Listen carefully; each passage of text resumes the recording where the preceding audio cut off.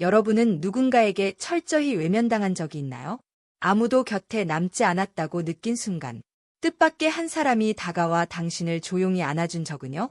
내 이야기는 그렇게 시작되었습니다. 어느 봄날, 창밖의 햇살이 무심히 부엌에 스며들던 날이었습니다. 나는 올해로 60이 넘은 평범한 여성입니다. 남편은 5년 전 심장마비로 떠났고, 딸은 결혼한 뒤 외국으로 이민을 갔습니다. 처음에는 자주 연락을 주고받았지만, 해가 거듭될수록 그 빈도는 점점 줄어들었습니다. 그리고 작년 가을, 나는 암 진단을 받았습니다. 초기는 아니었습니다. 병원에서는 항암 치료를 권했지만 그 고통을 감당할 자신이 없었습니다. 무엇보다 이 사실을 누구에게도 말할 수 없었습니다. 아니, 말할 사람이 없었습니다. 내가 그렇게 키운 딸은 내 아픔조차 감지하지 못한 채 여전히 엄마, 잘 지내지? 라고만 묻고 있었습니다. 친척들은 바빴고 이웃들도 그저 인사만 주고받는 사이일 뿐. 그런데 그런 나에게 뜻밖의 한 사람이 손을 내밀었습니다. 진우, 딸의 전 남편. 나에게는 사위였던 남자. 진우와 딸은 3년 전 이혼했습니다. 성격 차이, 경제적 갈등, 서로의 미래에 대한 다른 방향성. 어느 누구의 잘못이라고는 말할 수 없는 그런 이별이었습니다.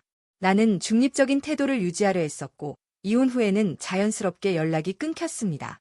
하지만 내가 병원에서 우연히 진우와 마주친 그날, 모든 것이 바뀌기 시작했습니다. 그는 나를 보고 놀랐고, 나는 그가 여전히 내 이름을 기억하고 있다는 사실에 더 놀랐습니다. 어머니. 아니, 이젠 뭐라고 불러야 할지 모르겠네요. 나는 가볍게 웃으며 대답했습니다. 그냥, 예전처럼 불러도 괜찮아. 어색하게 굴지 말아요. 그의 눈빛은 오래전과 다르게 조금 더 침착하고 조용했습니다.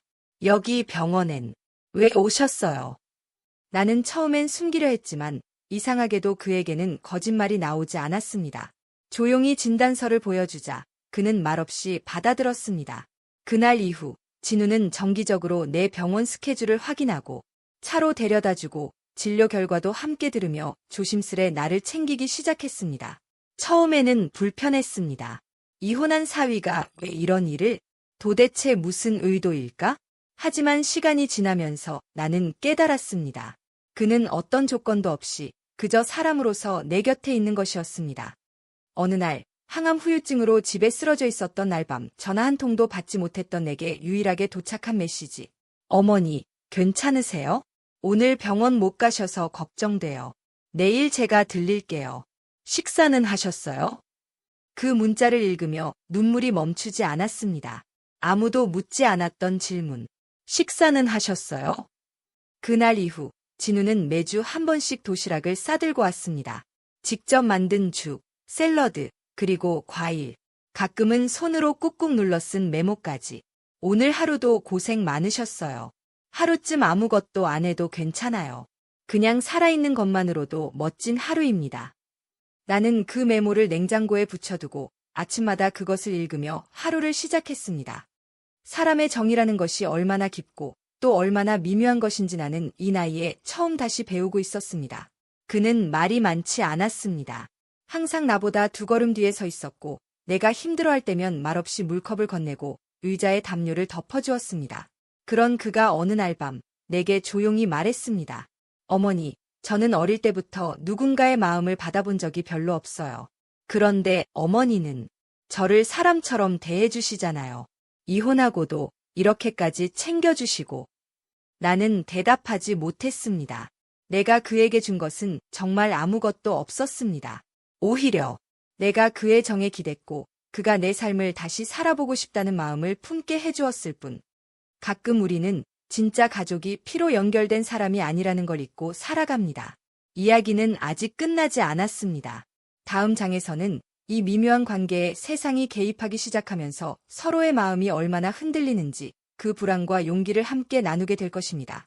어느새 진우의 방문은 일상이 되었다.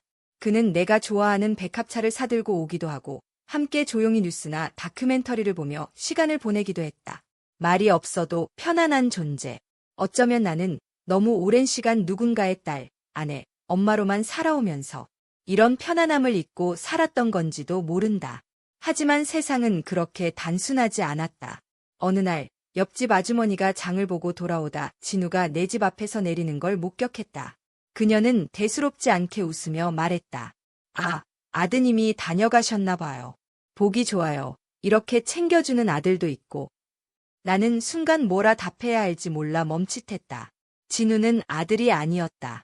전 사위였다. 하지만 지금은 그 어떤 가족보다도 가까운 사람이었다. 그날 저녁 나는 진우에게 말했다. 우리가 이렇게 지내는 거 혹시 민폐가 아닐까? 당신도 사회생활 해야 하는데. 그는 조용히 고개를 저었다. 어머니, 저에게 어머니는 지금 제 삶의 중심이에요. 이상하게 들릴 수 있겠지만 그게 진심입니다. 나는 한동안 말을 잇지 못했다. 마음속 어딘가에서 알 수 없는 따뜻함과 동시에 두려움이 일었다. 며칠 뒤 딸 민주가 전화를 걸어왔다. 오랜만이었다. 나는 평소처럼 아무렇지 않게 통화를 했지만 그녀는 예리하게 물어왔다. 엄마, 목소리가 전보다 밝아졌어. 좋은 일 있어? 나는 잠시 망설이다가 말했다. 그냥 몸 좀 챙기고 있어. 병원도 다니고 걱정하지 마. 그래도 혼자 계시니까 걱정돼. 누구라도 곁에 있었으면 좋겠는데. 그 말에 나는 순간 진우의 얼굴이 떠올랐다. 하지만 말하지 않았다. 말할 수 없었다. 딸에게 이 감정이 어떻게 비춰질지 감히 상상할 수 없었다. 그날 밤 나는 처음으로 진우가 가져온 과일을 멀리했다. 마음이 복잡해졌다. 이 관계가 정말 괜찮은 걸까? 내가 외로움에 그를 이용하고 있는 건 아닐까? 그는 나의 그런 변화를 눈치챘는지 조심스럽게 말했다. 어머니, 무슨 일 있으세요? 나는 한참을 침묵하다가 겨우 대답했다. 딸이 연락 왔어.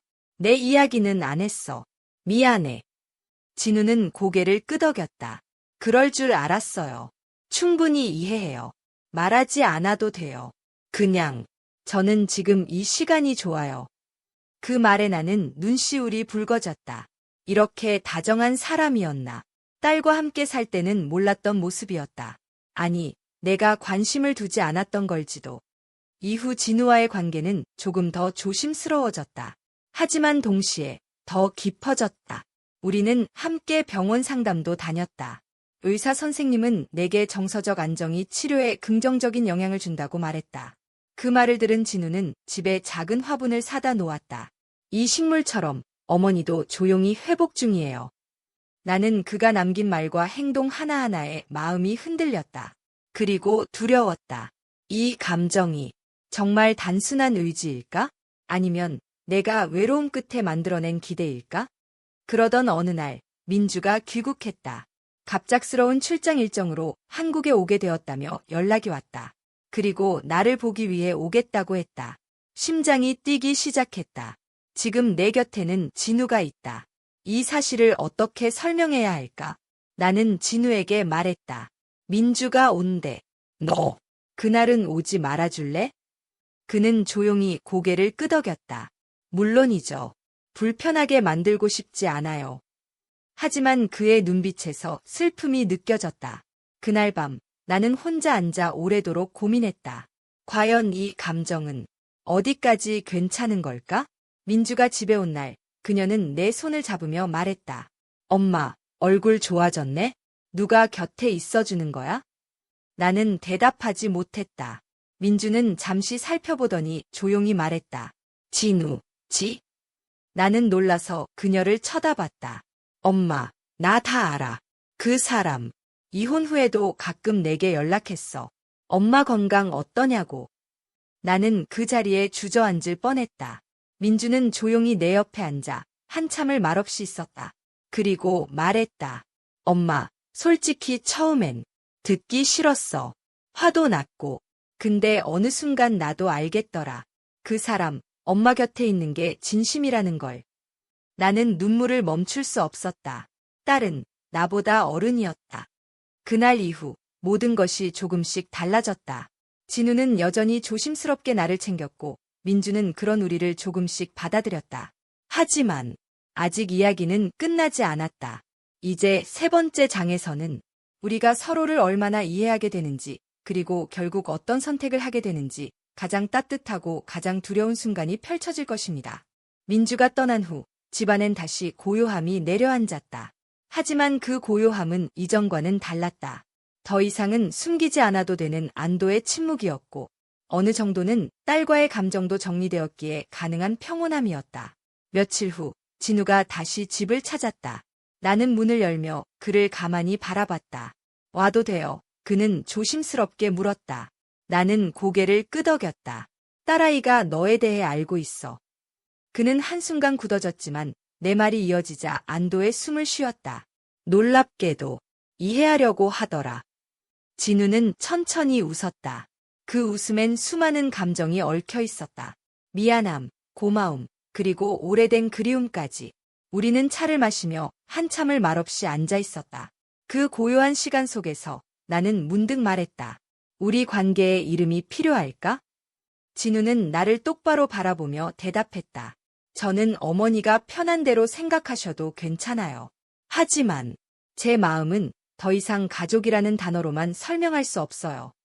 나는 심장이 콩닥거리는 걸 느꼈다. 이 나이에도 누군가의 진심에 이렇게 떨릴 수 있다는 게 놀라웠다. 하지만 동시에 무거운 현실도 떠올랐다.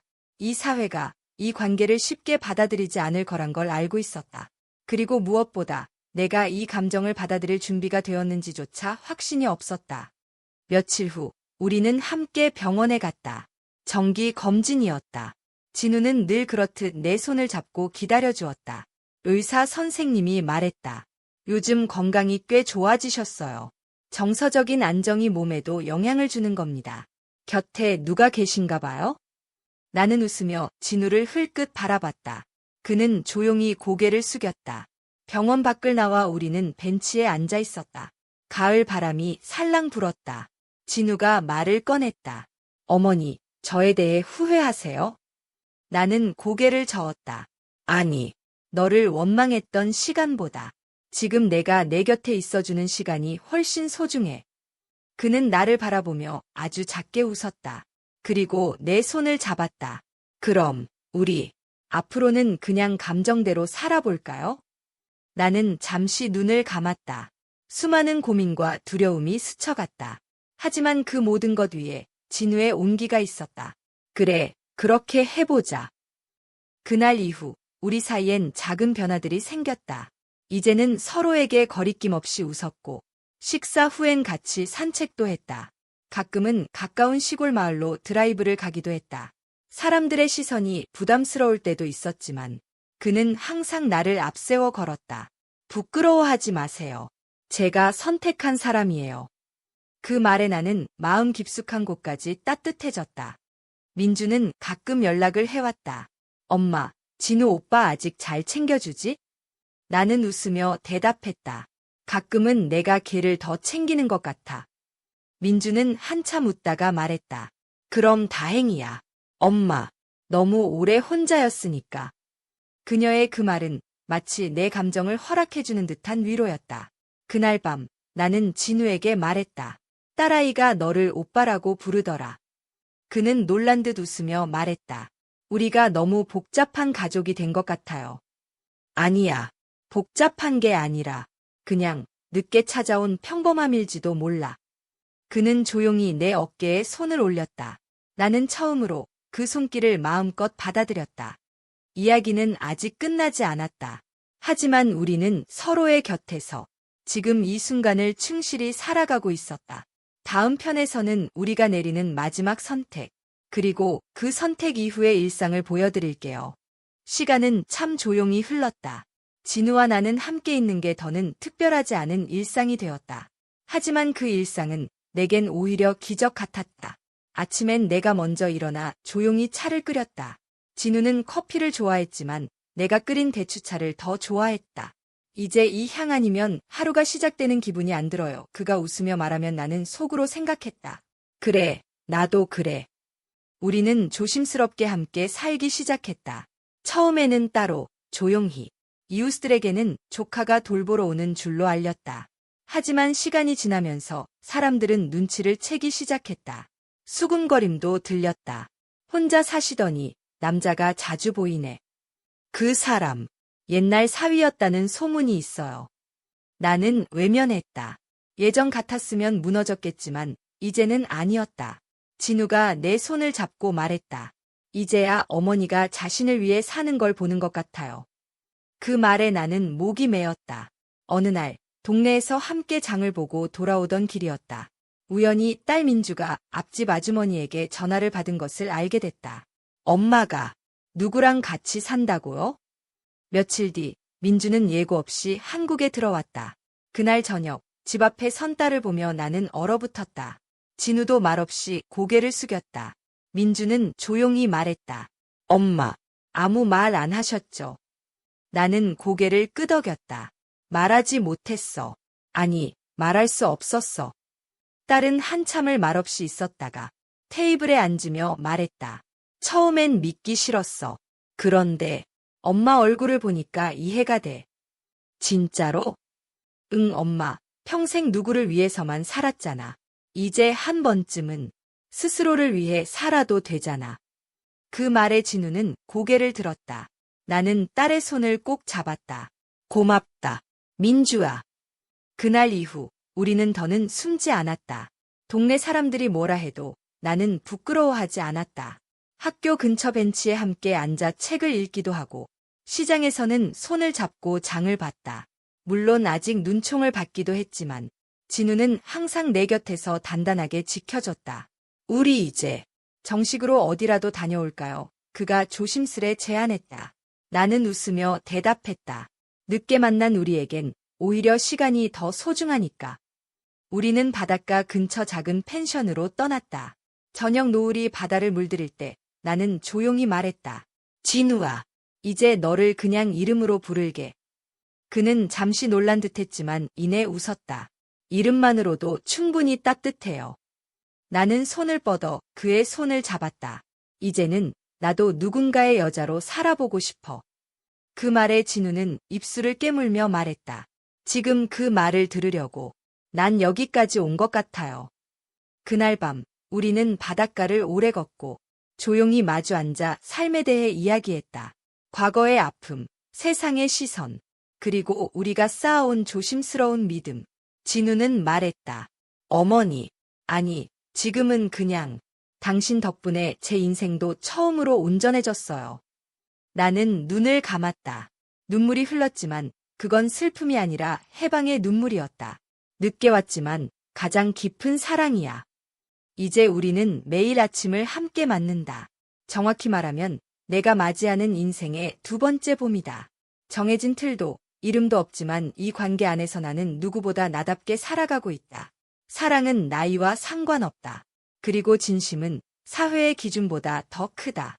여러분, 혹시 아직도 마음속에 담아둔 이야기, 혹은 용기 내지 못한 사랑이 있다면 지금 이 순간이 바로 시작이 될 수 있습니다.